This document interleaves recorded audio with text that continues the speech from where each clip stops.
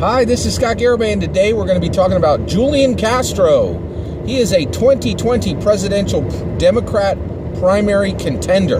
He is trying to be the candidate who will run against Trump in 2020, okay, for the Democrats. All right, so we're going to talk about who he is, what he stands for, and what his strengths and weaknesses are. So who is he? Well, he's the former mayor of San Antonio, okay, San Antonio, Texas. So he's a Texan, all right? He is an intersectionality candidate. He has some intersectionality, right? In addition to that, he was the U.S. Secretary of Housing and Urban Development under President Obama, right? Now, is he a Washington insider, a Washington outsider, or a spike? He is an outsider, right? And so he was a mayor. He only went to Washington to be this U.S. Secretary role. He wasn't there really that long, and he's really not a Washington insider. He is an outsider, which is unusual. Okay, what does he stand for? Well, he actually stands for three. Okay, so we'll just take the Democrat playbook off the shelf. What has he talked about that really isn't in the Democrat playbook, right?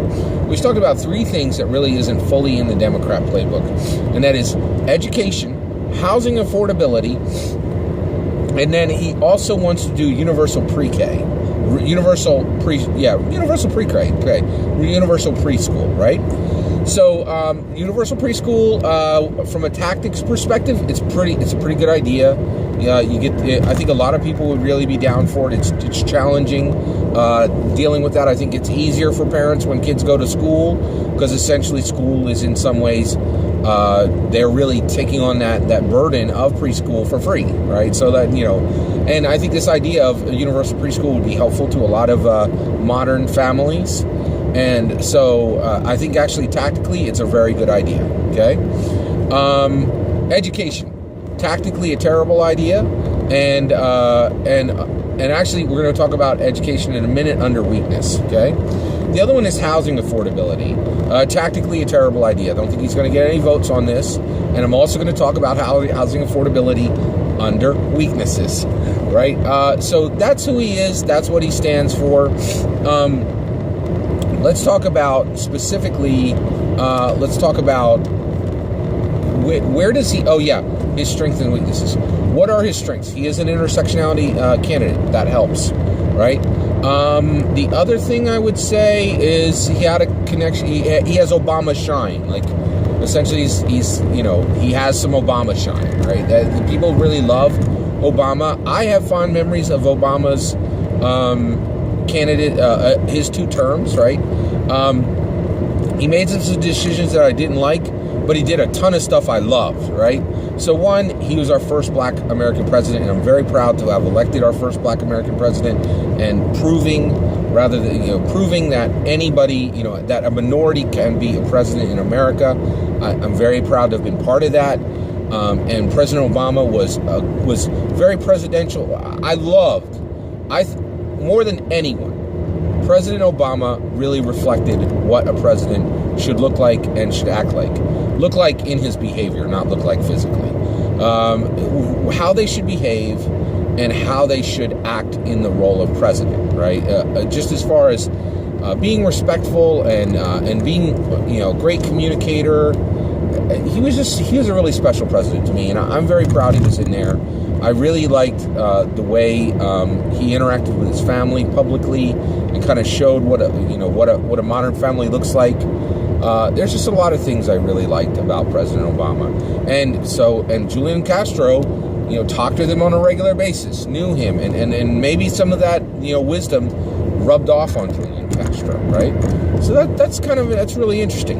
What are Julian Castro's weaknesses? All right, he's got one he only has, to my knowledge, actually, the more I think about it, I think Julian Castro only has one weakness, but it is a major weakness. He is not running for president in this decade, right? His 2 main concerns are education and housing affordability, right? Those are not problems right now. He is trying to solve problems that existed in the 80s, right? So right now, for education, right? Parents have more options for education than they have ever had in the existence of mankind, right? Public schools, so public schools aren't awesome. I'll say that, right? Like I don't think they're any worse than they used to, but public schools generally, they're not awesome, okay? But the reality is there's way more options to do that from. So one, private schools are balling out right now, right? And the reason why is everybody is working, and because everybody's working, employers have to pay more, so more people have money for private school, right? So the private schools are doing great, right? They're doing better than they usually are overall at a macro level, right? In addition to that, there are now charter schools, thousands of them. There are thousands of charter schools all over the country that didn't exist even 5 or 10 years ago, right? And those charter schools, they are really interesting in that they will take funds, many of them will take funds specifically from the public school your child was going to go to, right? And then beyond that, there is K through 12 cyber, which is if you have a laptop, if you just buy yourself a laptop with a camera and you have an internet connection, boom, homeschooling done, right? Like if one spouse is going to stay home with a child, homeschooling is massively easier than it used to be, right? I'm connected, because I'm an evangelical Christian, I'm connected to a whole bunch of people that did homeschooling, and every year they would do all this, rigmarole where they would determine what the kids were going to learn. All that stuff is out the door now. The K through 12 cyber schools have swiftly replaced any need for you to do all that material yourself, right? And K through 12 cyber is major, and K through 12 cyber and charter have taken massive amounts of pressure off of the public schools. And if you really care where your kid goes, you have more options than ever. So Julian Castro coming in and rolling in here talking about education in 2020, like you don't know what decade it is. Exact same problem with housing affordability, right? He is not paying attention. Housing affordability is absolutely not a problem of current day. Everybody's working, right? And in addition, more people are working than ever. Like we're at one of the lowest points of unemployment in American history. Because of that, employers have to pay more. So housing is absolutely not cheaper than it's expensive, right? But people have money. And so they can actually buy houses that they want, right? Not in every city, but in many, many cities, people are working, you can get houses, right? But here's the big kicker. Julian Castro, I'm amazed at the stuff that he's calling out as problems, because they are really not problems. And I think the reason why he's calling them out as problems is this was like his wheelhouse. This is what he knows, right? But here's the biggest thing, right? Traditional families, 2 spouses, 2, 4, 6 kids, they are done, right? That trend is going down, right? The only people who is having 2 spouses, 2, 4, 6 kids, that whole trend is only for the wealthy now. They're the only people that are doing this. The modern family looks like this, okay? Someone deciding on a spouse and a child and saying, I don't want a spouse, I don't want a child. More and more people are doing that. Someone looking around and saying, I want a child, right? I don't need a spouse for that. Going way, way, way up, right? And then also people saying more than ever before, people saying, you know what, I would like a spouse, but I don't want children, right? So you have no spouse, no kids. You have spouse, no kids. You have kid, no spouse, right? Every single one of those modern family trends is rising, right? Traditional families are going down. And every single one, pay attention to the numbers, all the modern families are lower numbers. They will fit into apartments better than any of the traditional families would, right?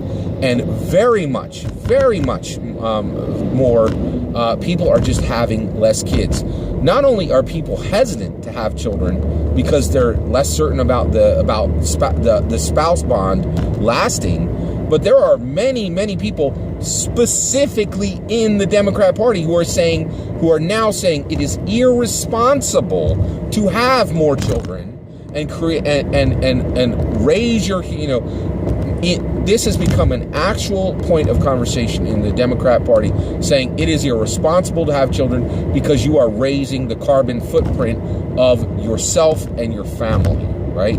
So there's even like almost a small family, there's a small family,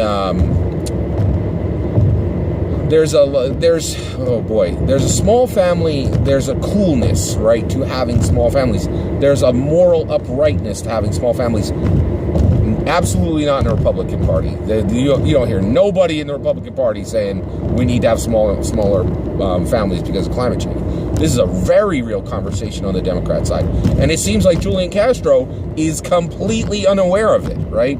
So he is not even running for president in the right decade, right? And that is a huge, huge problem. It's like, read the room, dude, man. Are you understanding what the actual problems are and what the Democrats are actually talking about? So he's over here solving problems that nobody even really recognizes as a problem, and that our social structure as Americans, they're not really a problem in any way, right? So Julian Castro, if the primary was held today, I would say that Julian Castro would have a 1% chance of winning the primaries. If Julian Castro was put into the general election against Trump today, I think he would have a 1% chance of beating Trump. That's my take on Julian Castro. I'd love to hear what you think about Julian Castro. Let me know in the comments below. Please consider liking and subscribing, and have a wonderful millennium.